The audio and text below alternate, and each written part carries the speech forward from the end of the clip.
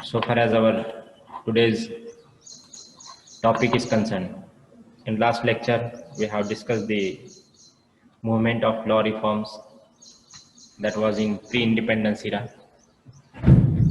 Today we are here to see the points about other topic of this unit. Today's topic of unit is intermediaries. And so far as your land laws subject is concerned, there is one point, that is intermediaries. Intermediate means to do something between two peoples, to have interference between two peoples, to play a part, to play a role between two peoples. Whatever may be the role of these intermediaries are doing, it was always for what? It was always for the betterment of these two parties, two different parties. Two parties are there, and one person who coming between these two parties and doing something better for these both of them. It is nothing but it's also called as intermediaries. Whenever these intermediaries came there, it means that these peoples are doing some better job for selling out the property or sometime to purchasing out the property to someone else.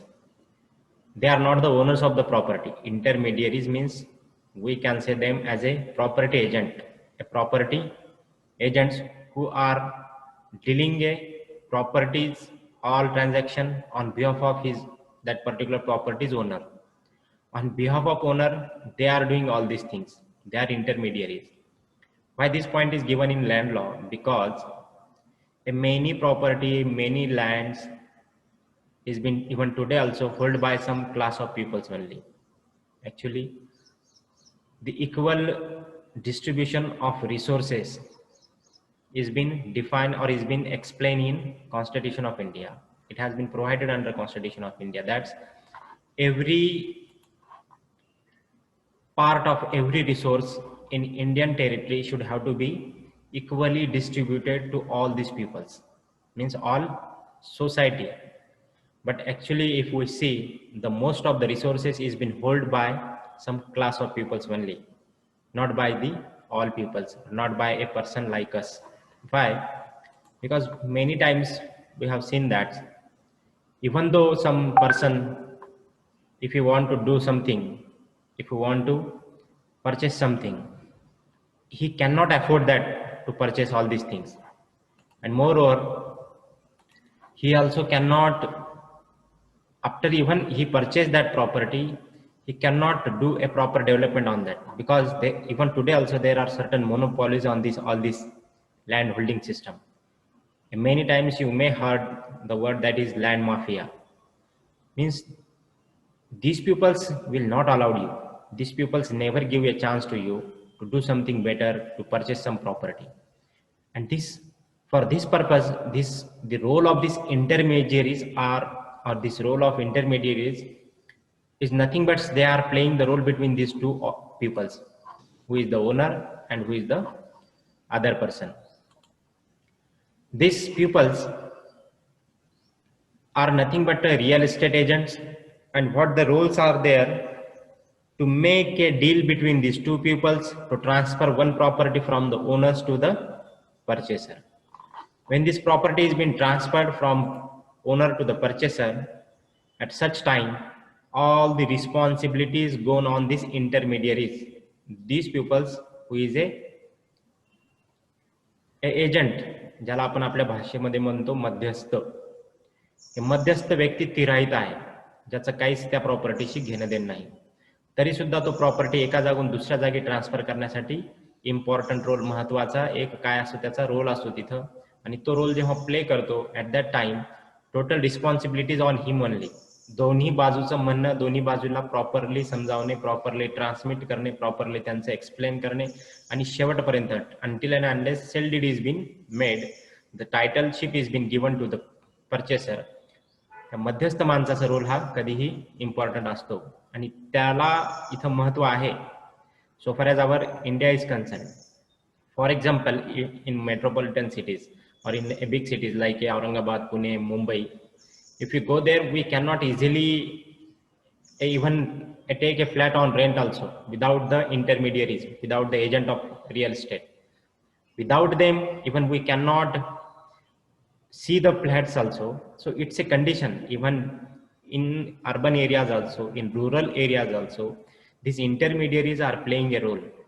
Without them, owner also cannot allow to us to look after his property. Why? Because we cannot look over the property unless and until there is a consent from this intermediary. So their role is main. It is a short points in our law of land, but after all it may be asked to you for 5 marks or sometimes more. The next point is absentee landlordism. Absentee landlordism, the word itself saying about the condition of that particular person who is a landlord. जो मालक आहे तो मालक इथे आहे, पण कसा आहे? गैरहजर असणारा, कधीही त्या प्रॉपर्टीवर हजर नसणारा, कधीही त्या प्रॉपर्टीवर जाऊन आपला त्याला बघणे किंवा ते प्रॉपर्टीमध्ये राहून त्या प्रॉपर्टीचा काही उपभोग करणे हे कधीही न केलेला असा माणूस म्हणजे कोण झाला? It is A owner actually who never come there to watch the property, who always been absent from the original area of that property, and total property is been given on lease or on something to someone else. एक अशी property जी माझी आहे, मालक मी आहे, पण ती प्रॉपर्टीवर मी कधीही जात नाही, त्या प्रॉपर्टीला मी कधी बघत सुद्धा नाही. ती प्रॉपर्टी मी वरच्यावरील एजंटच्या मार्फत म्हणा किंवा दुसऱ्या एखाद्या राईत माणसाच्या मार्फत ती कोणाला दिली आहे? भाडेतत्वावर, भाडेपट्ट्यावर एका थर्ड पार्टीला देऊन टाकलेली आहे. That particular third party is enjoying that property very nicely.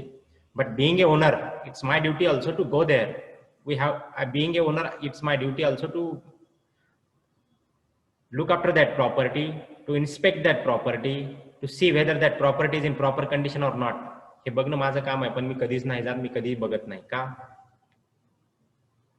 It's my wish. मी मालक आहे ना, बस झालं, मला जायचंच नाही तिथं.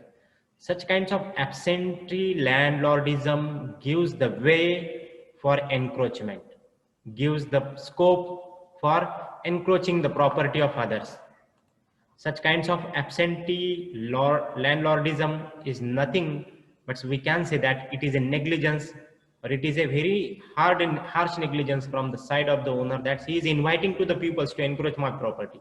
He is inviting to the others, land mafia, to snatch my own property, and if he is continue like in his behavior, he will not get his property if someone has snatched it. कारण आपल्याकडे कायदाच आहे की एखादी property जरी तुमची मालकीची असेल तर मालकी हक्क सांगणं फक्त त्या गोष्टीला पुरेपूर नसते, तर त्या गोष्टीला, त्या वस्तूला, त्या जमिनीला तुम्ही जाऊन बघावे. तुमचं मालकी हक्क कागदावर डीजीवर आहे, पण डिफॅक्टो सुद्धा असणं गरजेचं आहे. लोकांना दिसणं गरजेचं आहे की you are the owner. And if you are in slumber, तुम्ही जर गाढ झोपेत असाल तर कायदा तुमच्या मदतीला कधीच येणार नाही. Law is for those peoples who are not in sleep, who are awaken. जे जागरूक आहेत, जे उठलेले आहेत, कायदा त्यांच्यासाठी आहे.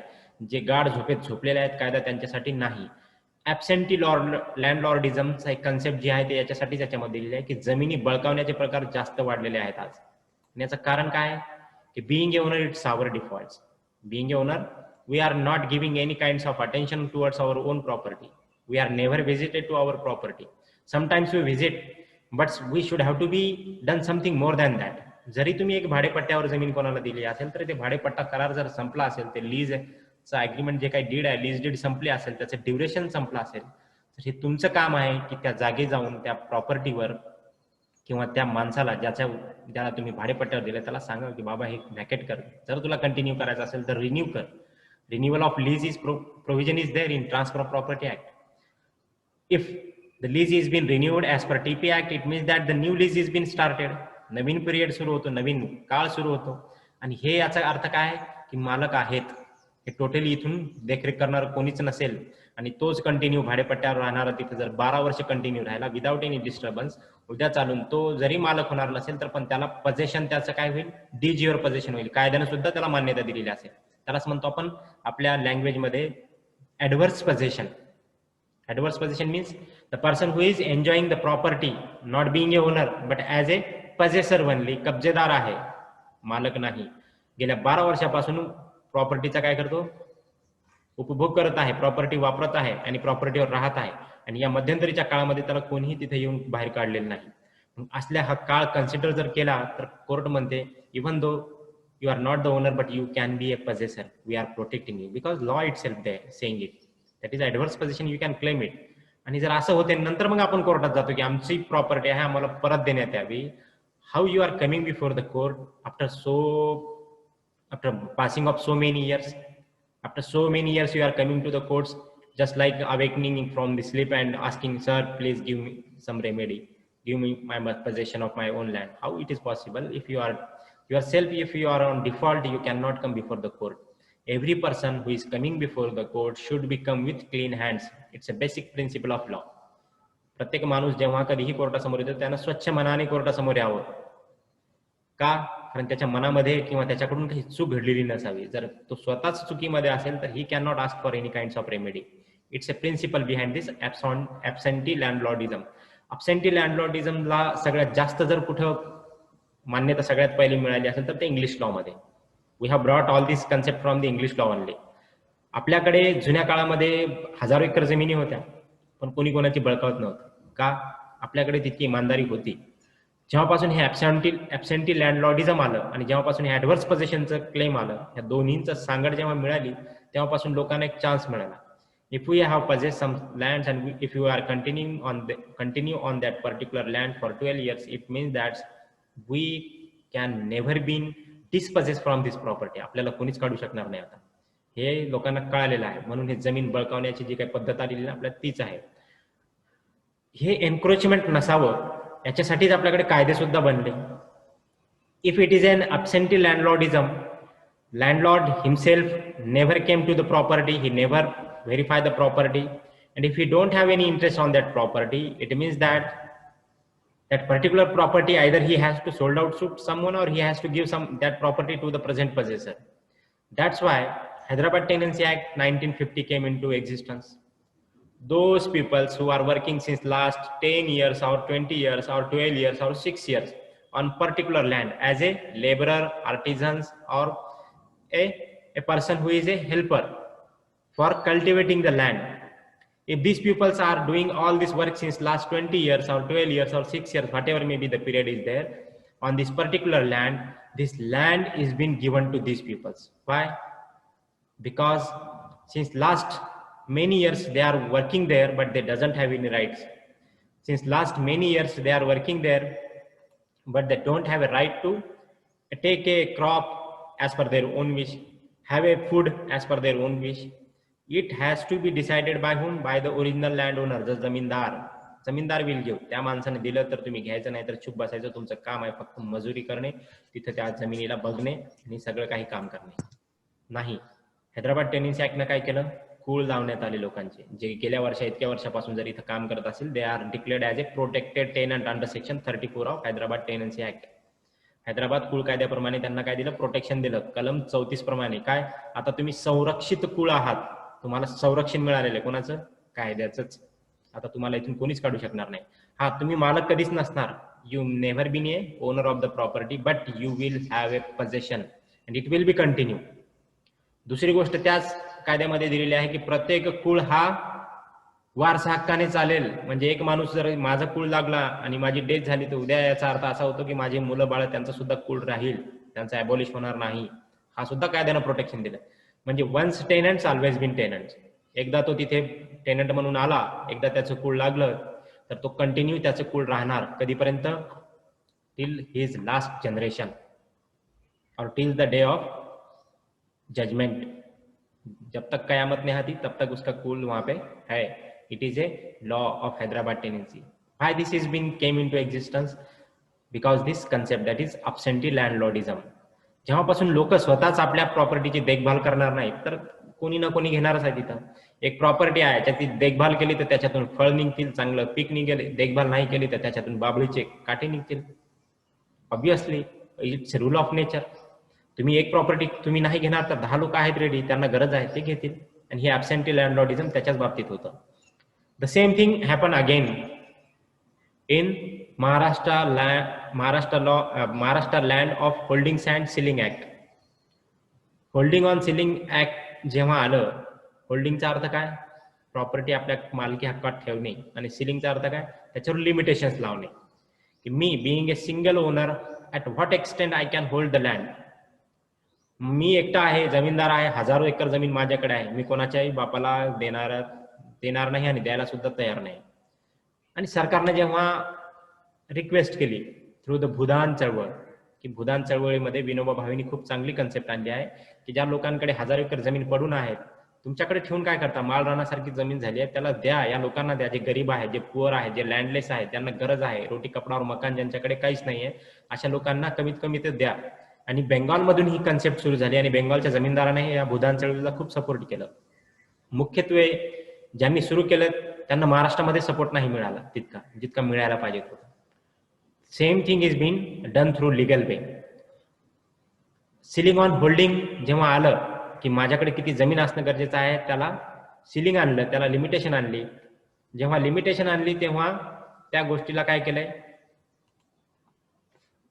सरकारनं त्या गोष्टीला तुमच्याकडून थांबून ठेवलं, की being a owner of lend you can not hold so and so acres of land.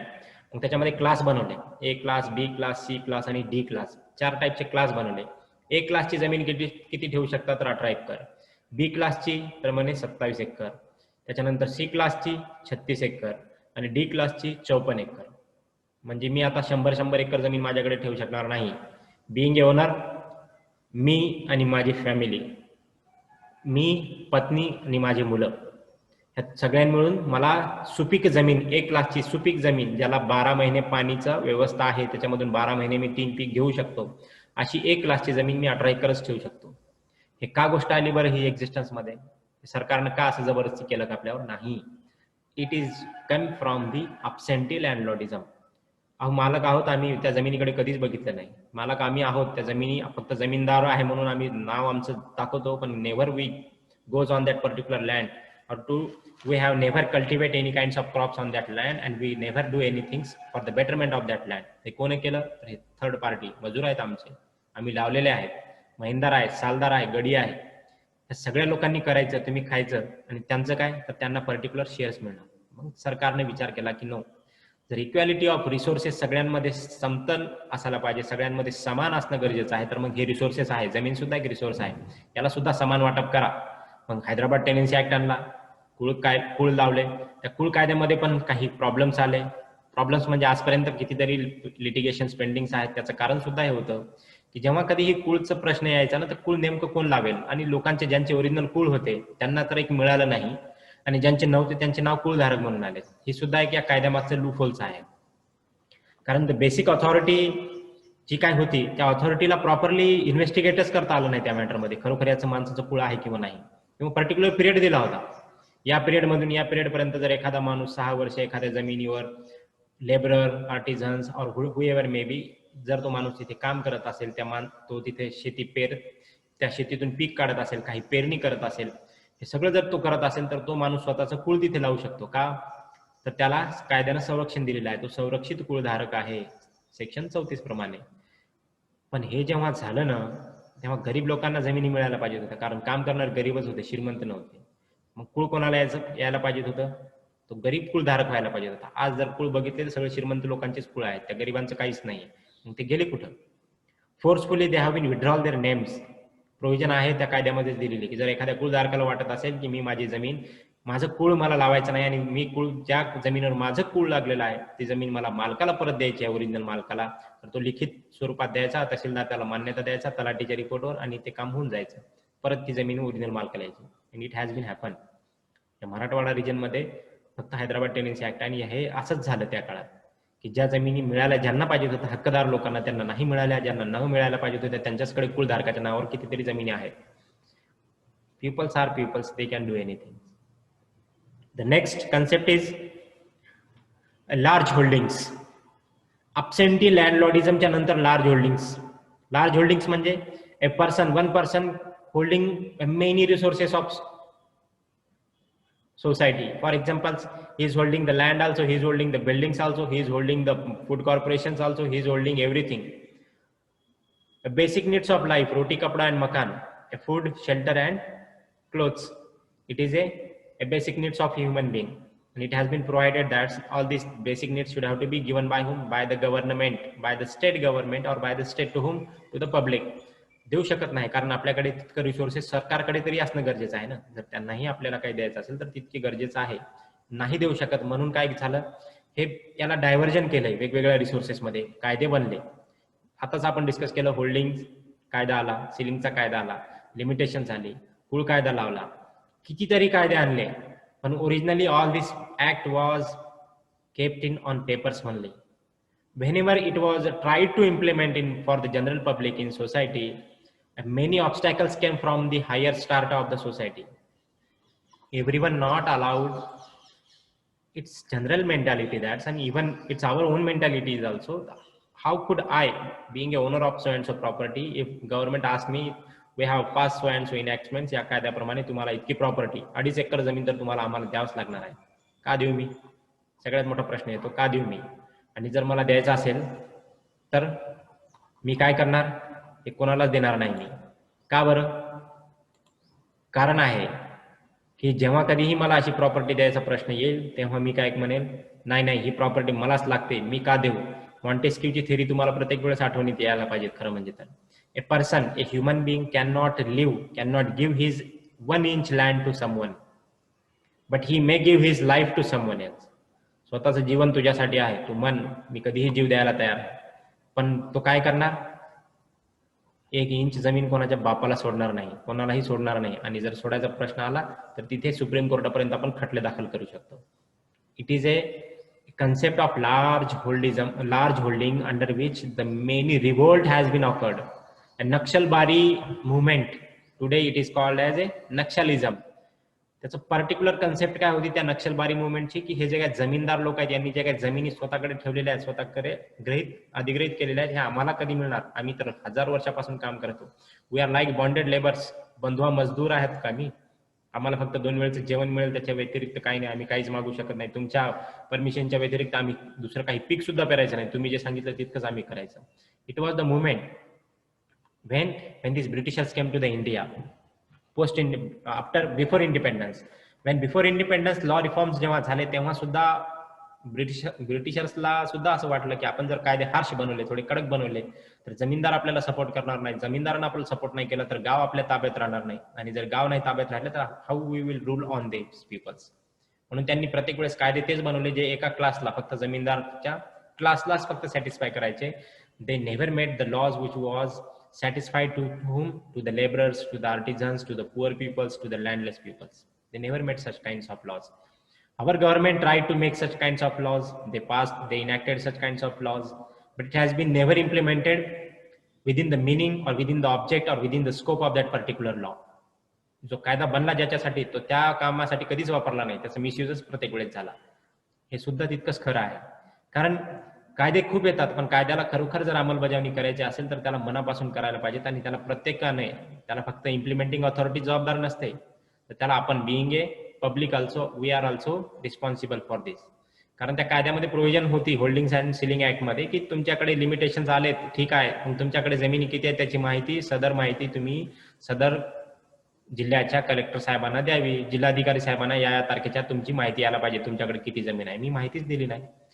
जर मी माहितीच देणार नाही तर तुमच्याकडे जमीन कशी आम्ही घेणार, तुमच्याकडे सिलिंग आम्ही कसं लावणार तुमच्यावर? आमच्याकडे सध्या काही माहिती पाहिजेत, आणि ती माहिती जर लोकांनाही दिली तर हे काम होतं तलाठी साहेबांचं. तलाट्यांनी ही माहिती देणं गरजेचं होतं. पण there were many complications also, की मी काही माहिती दिली तर उद्या चालून साम दाम दंड भेद करून हे लोक माझ्या विरुद्ध सुद्धा काही करू शकतात. For maintaining our relationships, no peoples or No one came to forward to give the all information regarding holdings of their lands, and large holding आजपर्यंत त्यांच्याचकडे राहिली आहे. फक्त नावालाच आपण म्हणतो की सिलिंगची जमीन मिळाली. कोणत्या सिलिंगच्या जमिनी मिळाल्या? ज्या सिलिंगच्या जमिनी मिळाल्या त्या काय सुपीक आहेत का? नाही. सगळ्या माळ रानाच्या जमिनी तुम्हाला सिलिंगमध्ये मिळाल्या. आणि त्या कोणाला दिल्या आपण? तर त्याच्यामध्ये सुद्धा कॅटेगरी बनवली. एक तर तो तिथलचं काम करणारा पाहिजे त्या शेतामध्ये, किंवा लँडलेस पाहिजेत, किंवा त्या गावचा तो रहिवासी पाहिजेत, किंवा जरी तो नसेल तर 1962-65 मध्ये जे काही युद्ध झाले किंवा त्याच्यानंतर जे काही रिटायर झाले मिलिटरीमधून त्यांना त्या जमिनी देण्यात याव्या. त्याच्यामध्ये सुद्धा अजून कॅटेगरी बनवली की प्रत्येक मिलिटरीवाल्याला देण्यात यावी का? नाही तर मग त्याच्यामध्ये सुद्धा ज्यांचा अपघात झालेला आहे किंवा ते जखमी झालेले आहेत त्या काळात, आता त्यांना कुठेही नोकरी मिळू शकत नाही, मग त्यांनाच प्रिफरन्स द्या. आणि त्याच्यामध्ये सुद्धा खूप we can say that it's not very easy to get the land under ceiling act और इव्हन अंडर अदर ऍक्ट्स. हे सगळे कायदे जे काय होते हे सोशली बेनिफिशियल लॉज होते. समाजाला एका घटकाला नाही तर पूर्ण घटकांना फायदा मिळेल असे कायदे बनवले होते. पण it was only paper. It was only on the papers only. It was never been came into a proper implementing process. Next point is a post-dependence reforms. Post-dependence reforms. Post-dependence म्हणजे post-independence reforms.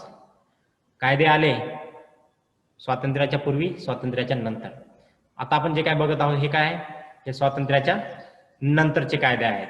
आणि स्वातंत्र्याच्या नंतरच्या कायद्यामध्ये काय दिलेलं आहे? सगळ्यात पहिले काय केलं? ॲबॉलिशन ऑफ जमीनदारी राईट्स. जे काही कायदे आले या कायद्यामध्ये एक तरतूद होती की कोणीही कोणापेक्षा मोठा नाही. ती तरतूद काय होती? Equality. Right to equality. Everyone is equal before the law and equally protected by the law. Equal before law होता म्हणून कायद्यानं सुद्धा समान संरक्षण दिलं आणि कायदे आले. Abolition of title, abolition of Zamindari.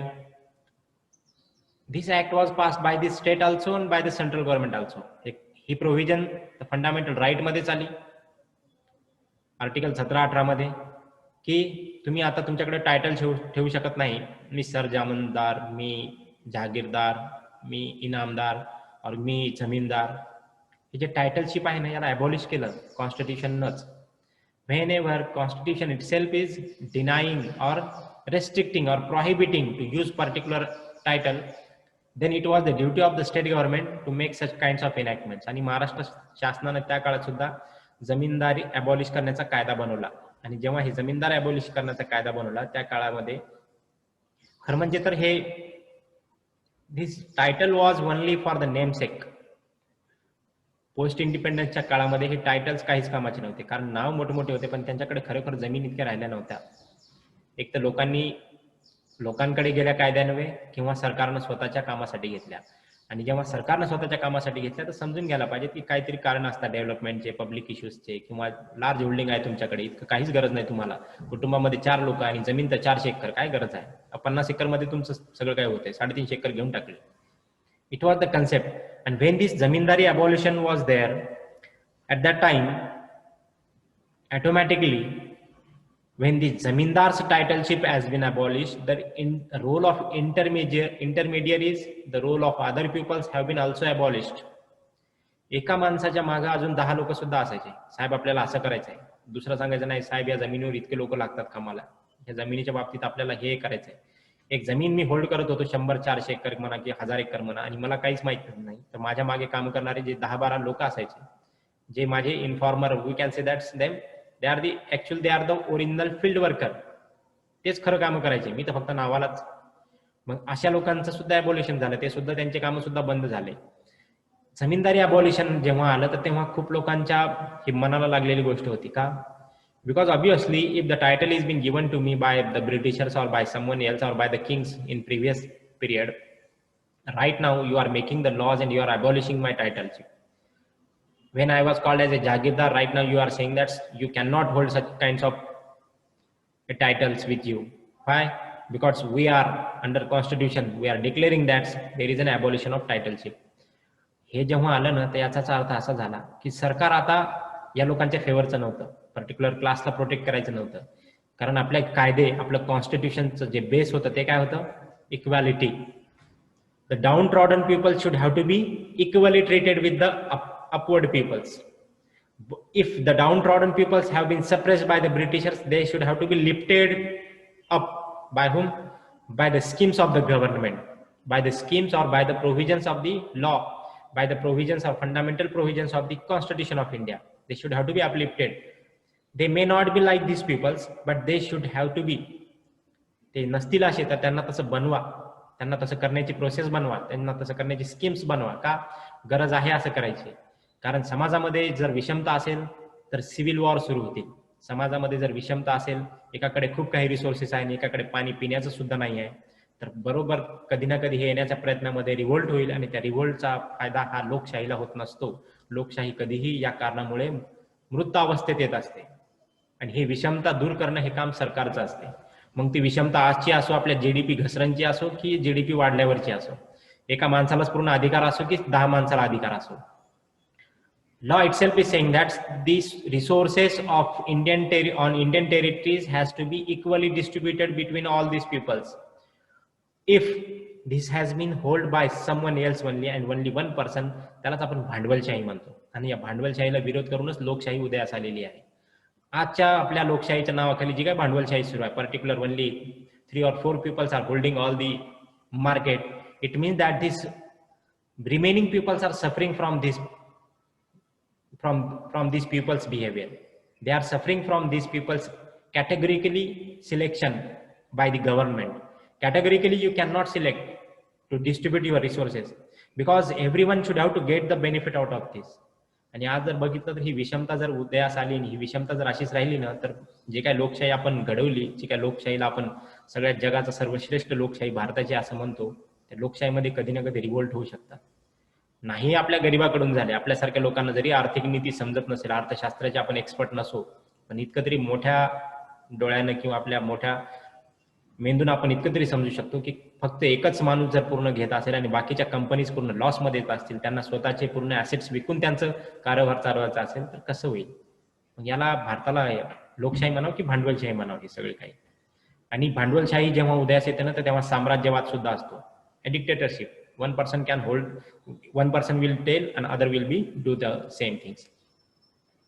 It is nothing but it's a this kinds of situation is shaking the democracy. आणि हे असं व्हायला नको. कधीपर्यंत होईल कधीपर्यंत नाही, it's depend upon us only. Because being a democracy or being a democratic countries, every value of every human being, every start of society, every persons of every class of society has to be dignified, has to be evaluated, has to be valued. त्याला किंमत द्या, त्याला evaluate करा, त्याचं जे काय आहे त्याला ती प्रतिष्ठा द्या. तो माणूस गरीब आहे म्हणून तो काहीच कामाचा नाही असं होऊ शकत नाही. तो गरीब आहे त्याची सुद्धा काही ना काही योगदान असते आपल्या जीडीपी मध्ये. दरडोई उत्पन्न जे आपलं खाली घसरलंय, मायनस मध्ये आलंय, त्याला सुद्धा त्या माणसाचीच सपोर्ट होतं. जेव्हापासून गेल्या 6 महिन्यापासून तो माणूस घरी बसलेला आहे, तर जीडीपी मायनस मध्ये आलाय. फक्त काही बिझनेसमॅन जीडीपीला सपोर्ट करत नसतात. आपण being a citizens of India, we are also a biggest contributor to our GDP. Keep in mind. आणि ह्या गोष्ट समजणं इतकं अवघड असते की याला खरोखर जर ज्यांनी अर्थशास्त्र वाचलं असेल किंवा ज्यांचं अर्थशास्त्र ग्रॅज्युएशन मध्ये झालं असेल त्यांना कळेल की एक सामान्य माणूस किंवा समाजातला एक सामान्य माणूस जो दुकानदार आहे तो सुद्धा कितीपर्यंत कॉन्ट्रीब्युशन करतो आपल्या दरडोई उत्पन्नामध्ये, जे काय आपल्या देशाचं पूर्ण भविष्य त्याच्यावर ठरवता जाते. तर हे काही जे काही लार्ज होल्डिंग्स होती ना त्या काळामध्ये, त्यावेळेस सुद्धा डेमोक्रेसीला हे धोकादायक होतं. त्या जमिनी आपण घेतल्या, लोकांना वाटल्या काय झालं ठीक आहे. आज काय आहे तर दुसऱ्या रूपात अजून एकदा लार्ज होल्डिंग्स उदयास आली आहे. आणि ती लार्ज होल्डिंग्स काय तर बिझनेस, पर्टिक्युलरली काही कम्युनिटीने, काही लोकांनीच किंवा काही पर्टिक्युलर लोकांनीच त्याला होल्डमध्ये ठेवलं आहे. हे लार्ज होल्डिंग जर त्यांच्याच हातात असेल तर आमच्यासारखे, तुमच्यासारखे जर एखादा मोठा माणूस एमआयडीसी मध्ये जागा घेऊन काही करण्यास तयार असेल आणि त्याला तयारी दर्शवायची असेल तो करू शकणार नाही. का? त्याला माहिती आहे उद्या चालून माझाच लॉस होणार आहे. So it is nothing but it's a introductory parts and we have completed it.